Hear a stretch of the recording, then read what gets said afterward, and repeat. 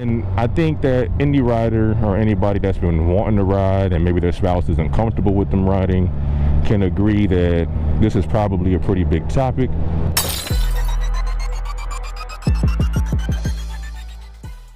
Yeah, what's going on YouTube? It is your boy I am coming at you again on the CBR 1000 RR. Yeah, man, it's a beautiful day in Florida. I gotta say that. It's been raining on and off so much that this morning, I really had to get out and really take advantage of the sunshine. It's beautiful. I mean, look at this. Just look at this Florida weather that we got out here, y'all.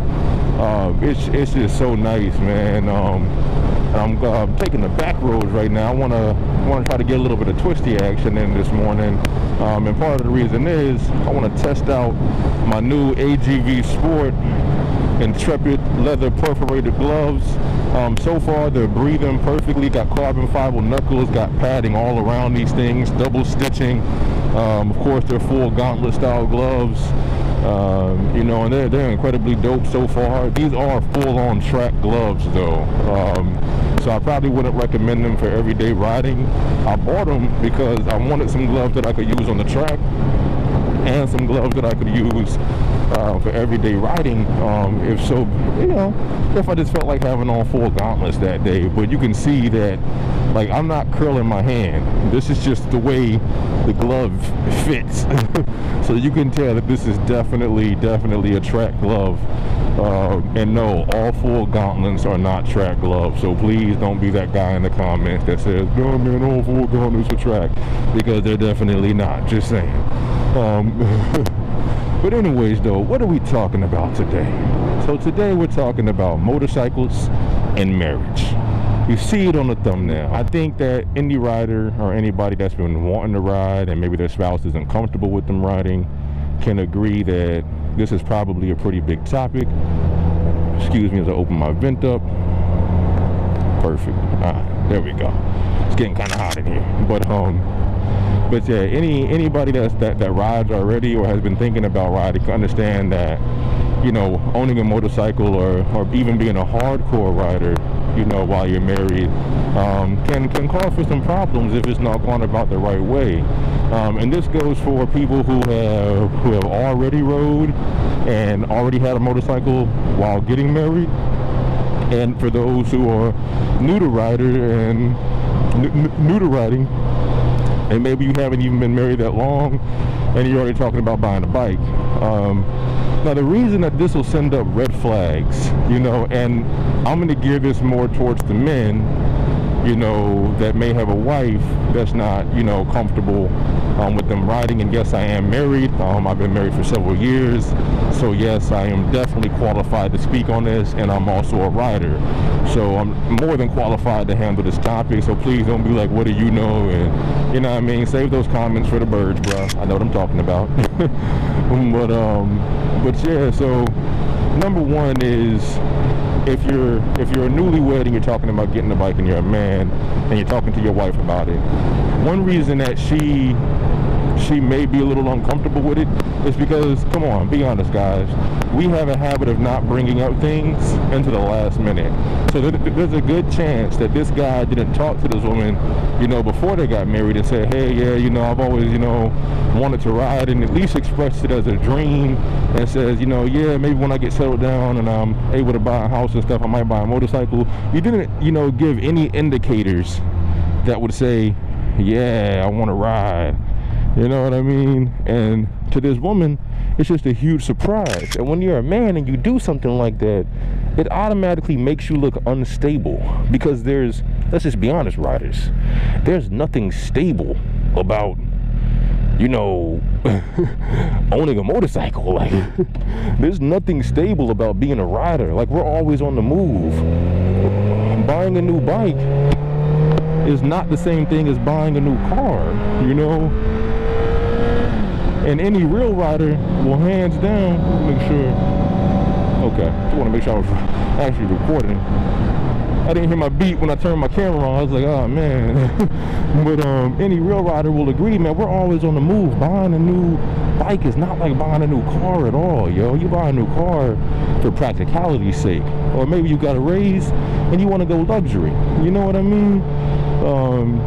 You know, but buying a motorcycle can easily promote instability, especially in a brand new marriage. So, like, fellas, if you just got married, no, man, you have to let your marriage get settled first before you bring something like a motorcycle into it, especially if your wife doesn't know that you can ride.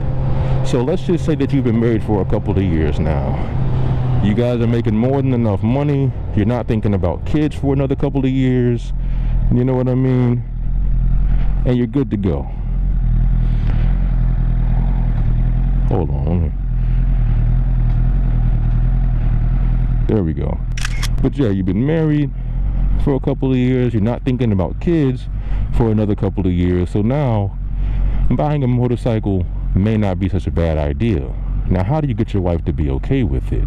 Yeah, you're the man of the house. You could probably poke out your chest and be a, you know, be a real douchebag about it.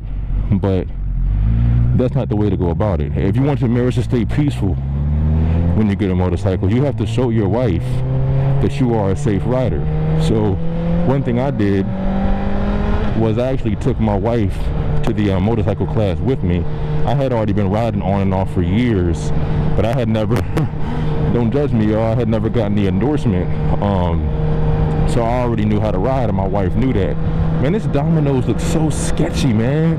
Every time I see that Domino's, I'm like, bruh, that has to be a cover-up organization. That has to be a cover-up, man. That building is, amongst all this slum, you got that brand new Domino's sitting over there? Nah, man, I don't trust you. But yeah, I took my wife to the riders class with me. And she actually saw, oh man, he actually knows how to control the bike. I was weaving and everything perfectly, wasn't putting my foot down at all.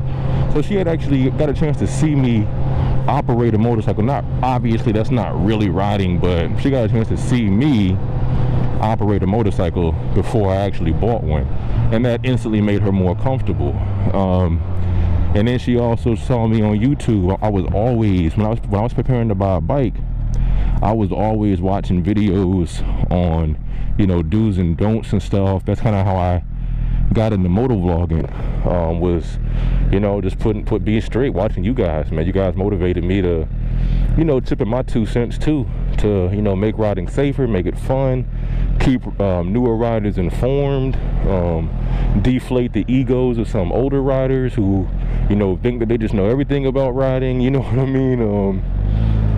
And also make some people laugh and provide some good entertainment every now and then, you know what I mean? But yeah, so these were things that I was doing to show my wife that I wasn't going to be a reckless rider. She knows me, and she knows that I'll ride fast, but not that I'll ride reckless. But there's a difference between moving fast and moving reckless, and I think we can all agree with that. They're two totally different things. Riding 80, 90, 100 miles an hour, to some people may seem reckless, but to me that's only reckless if you're weaving through traffic and you're doing that in a heavily trafficked area, and that's bad. But again, I was sending off all the right signals. And then I was also looking at gear, talking about different kind of jackets and the armor and the protection, and talking about helmets, talking about gloves, talking about getting the right boots. I was talking about getting gear. Now, there are some guys out there who make the mistake, and I've actually bumped into some of these guys. They be like, man, yeah, my wife won't let me ride, man, and you know, all that. She wants me to wear a helmet, and you know, I think that's lame. It takes the fun out of riding. One, bruh, if you think wearing a helmet takes the fun out of riding, you belong nowhere near a motorcycle at all, in any shape, form, or fashion of life, period. So let me just say that, because I've always, ever since I've been owning a motorcycle, I've always had a helmet. And I can tell you that not one time did wearing my helmet make riding any less fun. You know what I mean? Before I learned about, you know, heat out gear and proper gear to wear under your jacket to keep you cool, you know, in Florida heat, before I learned about that, yeah, I'm not gonna front, wearing jackets was kind of cumbersome. It was difficult, it was inconvenient, because it was so hot and my shirts were always soaked. But I talked to my homie down at Cycle Gear. He hooked me up with some heat out gear. I tried it out. I was sitting at a red light one day, and yo, I just was not hot. I mean, I could tell it was a hot day, obviously. I don't want to, like, I felt like I had the AC on or something, but I noticed that I wasn't sitting there pouring down in sweat like always. Like, that heat out gear through riding and sweating, you know, minimally throughout the ride keeps your body so cool that you can afford to stop at a red light for, you know, 1, 2, or 3 minutes. And I noticed that I just wasn't hurting, you know. So I can even say now that wearing a jacket is not a nuisance. Wearing riding boots is not a nuisance. Heck, I wear Bates. You know, I can walk around. I can put these on with a pair of jeans and walk around all day in these things. They're so comfortable, and they kind of look like some stylish type sneakers, like some Supras, you know what I mean, or something like that. So nah, man, if you're gonna ride, you need to show your wife, bro, that you're gonna be safe. And the same thing goes for ladies, you know what I mean? I know I'm only beating up on the men right now, but the same thing goes for ladies, yo. If you're gonna be a woman that rides and your husband doesn't, you know what I mean? Same thing, like give your spouse that surety that you're gonna be safe, because one thing that some people never account for is that as a rider, we don't have seatbelts, we don't have airbags. Half the time we don't have ABS. You know what I mean? Half the time we don't have ABS, yo. You know. But of course you don't want to be, God forbid, you go down, but you don't want to be strapped to your motorcycle if it goes down. So, you know, of course we don't have seatbelts, but I'm just saying, my point is that it's very important to telegraph that pass. Yo, I'm going to be extremely safe. Come to the rider class with me, see how motorcycles operate first, you know, get them comfortable with the idea. Point out, like, while you're driving in a car, start pointing out, you know, people who are riding the right way and people who aren't riding the right way. That way she'll get more of an idea of the type of rider you'll actually be on the active road, and won't be, you know what I'm saying, so turned off to the idea, or so against the idea of you getting your first bike, you know. So that's you know, newlyweds, people that have been married a couple of years. Now, 2, let's talk about people who have been married for a long time and are now, you know, in their early to late 40s, and you know that man wants to have a midlife crisis, you know. And I'm not knocking that, because as people, and especially as men, we have this man, it's beautiful out here, yo. Why is it such a beautiful morning? Thank you, Lord, for this beautiful morning. It's gorgeous out here. But as men, you know, and people in general, I think we all have a little bit of that, you know, oh, I gotta do this, man. I have to do this at least one time in my life. You know, I gotta do it or I'm gonna feel like a failure. You know, I'm gonna tell y'all right now, man, X all of that stuff out, man. Get all of that garbage out of your life, yo. Like, don't base your life off of how many activities you've completed, or how many things or items you've owned, or how many pats on the backs, or how many, oh, that's cool, you've gotten from people. Like, please don't base your life off that superficial nonsense, man. So for older guys and even older women who are, you know, man, I think I'm gonna go ahead and get me a motorcycle, and you've never rode before, at that point, you know, as much as I'm for riding and I encourage riding, it's something you need to start, you know, while you're kind of in your prime. That needs to be like a early to late 20s, even early 30s kind of thing.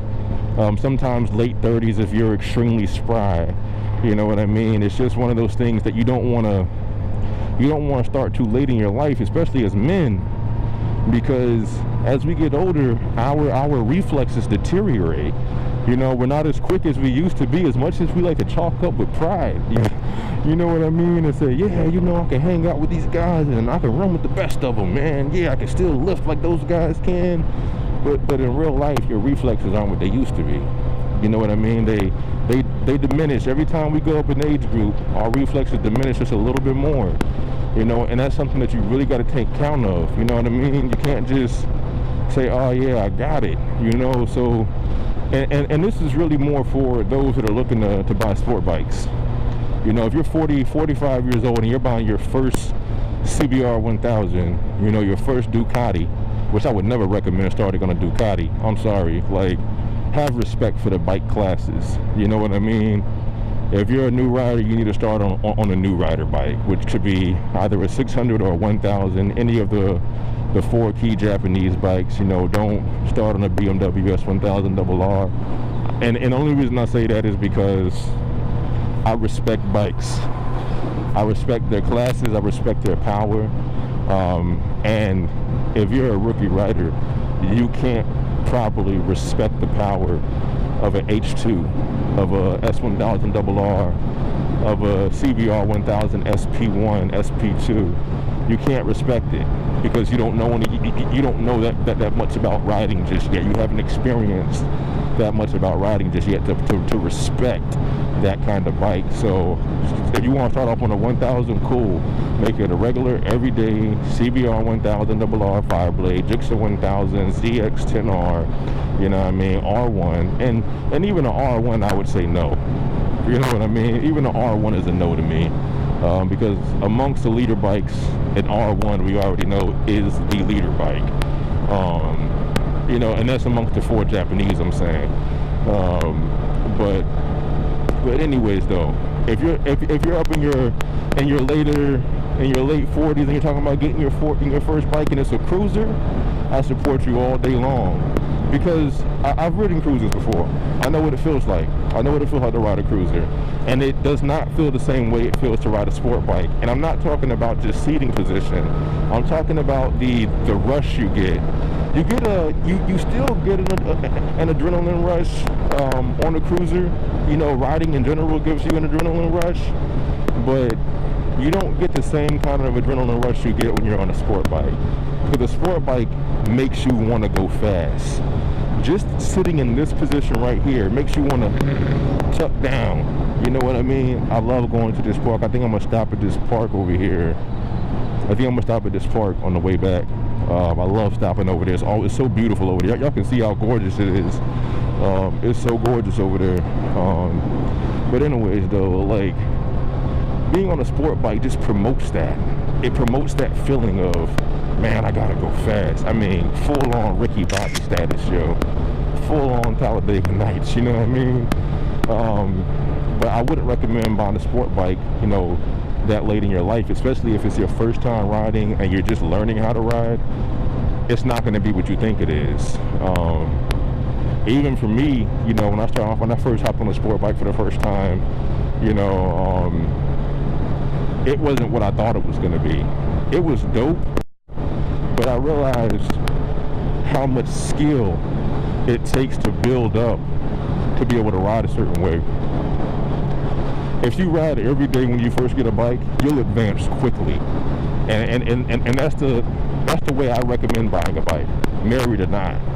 If you ride every single day when you first get your motorcycle and you're a brand new rookie rider, it's your first bike, that is the best way to get your experience game up really, really fast. Because when you become experienced, come on, experienced riders, except for those who are dedicated 100% 365 riders, except for those guys, real riders, let me know in the comments, you don't ride every day. I don't ride every day. I mean, come on, yo, it's Florida. Sometimes it's pouring down rain. What I look like dipping down in turns on the 1K and pouring down rain? What do I look like for what? That's stupid. Why would I even consider doing that? I wouldn't. You know, so no, I don't ride every day. There's days when I wake up and I'm like, nah, today's not a good day to ride, even if it's beautiful outside. You know what I mean? Even if it's beautiful, I'm like, nah, today is not the day to ride, so I'm gonna go ahead and chill out today. You know what I mean? So yeah, when you become experienced, nah, you're not gonna ride as much as you think you do. Especially when you're married. I'm gonna give you that hands down. Especially when you're married, you're not gonna ride as much as you think you do.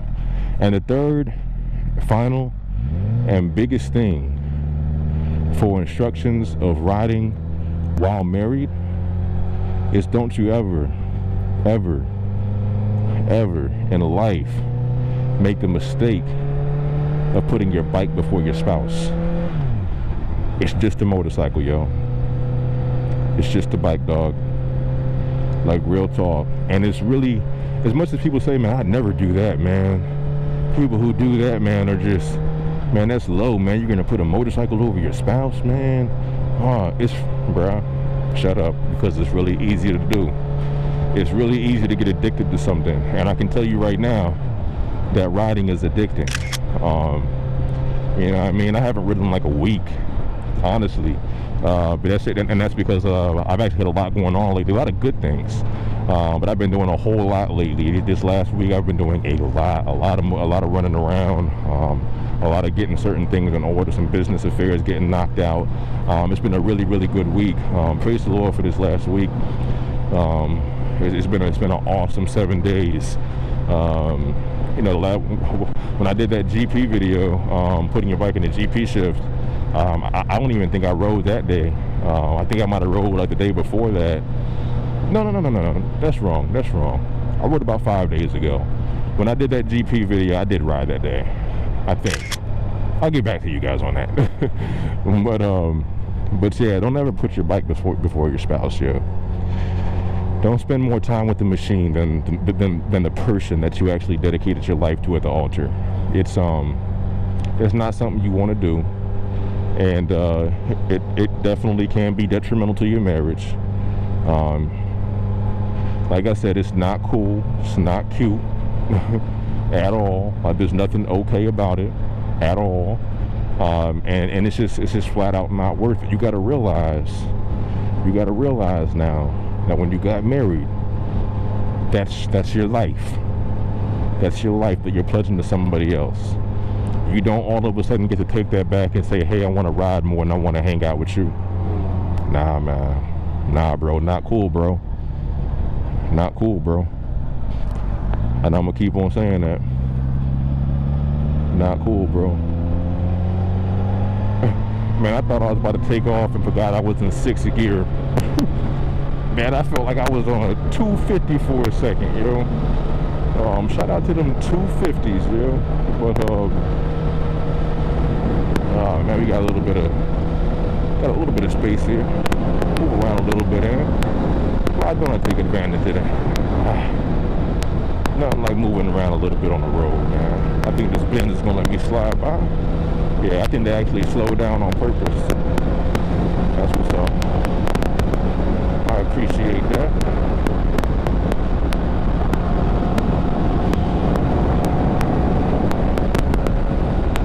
Feel like you ride too fast. I'm like, how do you do that? You know what I mean? But yeah, y'all, that's pretty much it, man. I'm on these back roads. I'm actually gonna hit my checkpoint where I told my wife I was gonna ride too. And that's, yo, let me throw that in there as well, man. If you're going out for a ride, like a long ride, yo, make sure your spouse knows your destination. Don't just text when you get there. Yo, I'm taking the back roads to this place. Simple text message, you know, kiss on the forehead, let them know before you walk out the door. You know what I mean? Taking the back roads to this place. Don't hit them with that deuce bag. Oh man, you know I'm a rider, man. Riders, we don't make plans. We just go with the flow, man. We just end up where we end up, man. Shut up. Shut up, man. This ain't Wild Hogs, yo. Shut up, man. You know what I mean? Hit your wife with that garbage, man. Your spouse with that garbage, man. Let them know where you going, yo. If you truly got that kind of respect, you know what I mean? Let them know where you going. Just want to put that out there before we go. But yo, subscribe, man. If you subscribed yet, if you haven't subscribed, you need to do it right now. Well, I don't want to say you need to, but I hope you do. I hope you subscribe. I hope you like the video. I hope you share it. I hope you guys get involved. I'm going to be bringing you guys more and more content all the time, yo. Like I said, every week, new content, every week. I don't care if I feel like doing videos or not. I've said it. I've made it a promise. I got to stand behind my word. So every week, new videos, get involved, subscribe. I am. And of course, as always, see you on the next one.